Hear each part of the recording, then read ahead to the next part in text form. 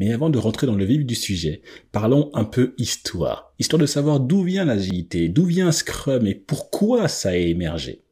Alors déjà, première chose, première vérité qui malheureusement pourrait parfois aller à l'encontre de ce que vous pourriez lire ici et là par des soi-disant experts de Scrum.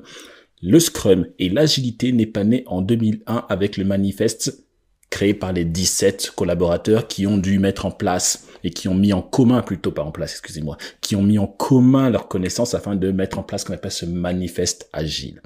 L'agilité et Scrum existaient déjà bien avant.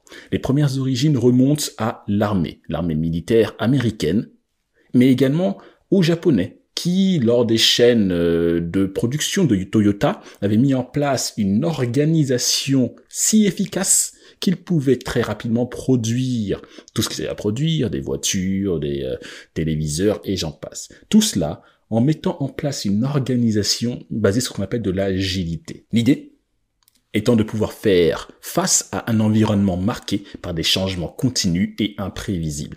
Parce que ça l'arrivera, ici et là, à travers le monde, lorsque vous allez lancer un projet, il se passera quelque chose qui fera que votre projet va devoir faire face à un imprévu.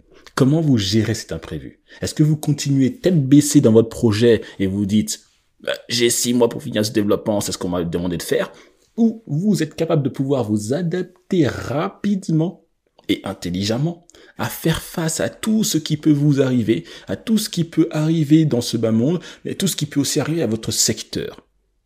Eh bien, avec l'agilité, vous allez pouvoir faire cela.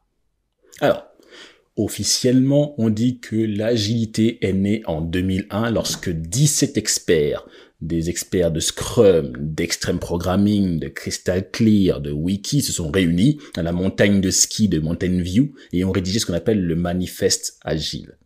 Mais comme vous le voyez, ces experts travaillaient déjà sur ces diverses méthodologies agiles avant.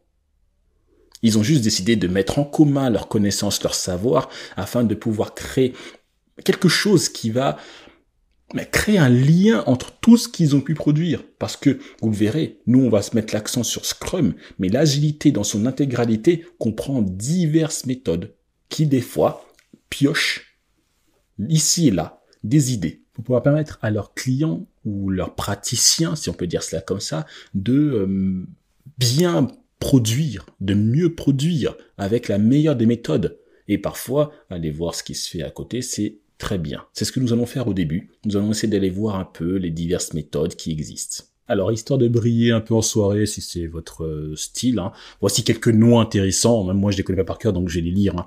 Kent Beck, qui a travaillé sur Extreme Programming. Mike Beadle, qui était de Scrum. Harry Van Bennekom. Alistair Cockburn. Ward Cunningham. Wiki. Martin Fowler. Jen Greenings. Robert C. Martin, Steve Maylor, Ken Schauber, Jeff Sutherland, de Scrum également, les deux derniers que j'ai cités, Dave Thomas. Voici quelques noms des créateurs de ce fameux manifeste agile. Alors je vous invite réellement de mettre en pause cette vidéo et d'aller chercher sur Wikipédia la liste de ces 17 experts, d'aller voir leur parcours. C'est vraiment très enrichissant pour avoir une culture générale de la gestion de projet. Et vous allez voir ce qu'ils ont pu créer pendant presque 10 ans, voire 15 ans, avant même de mettre en place les valeurs agiles en 2001.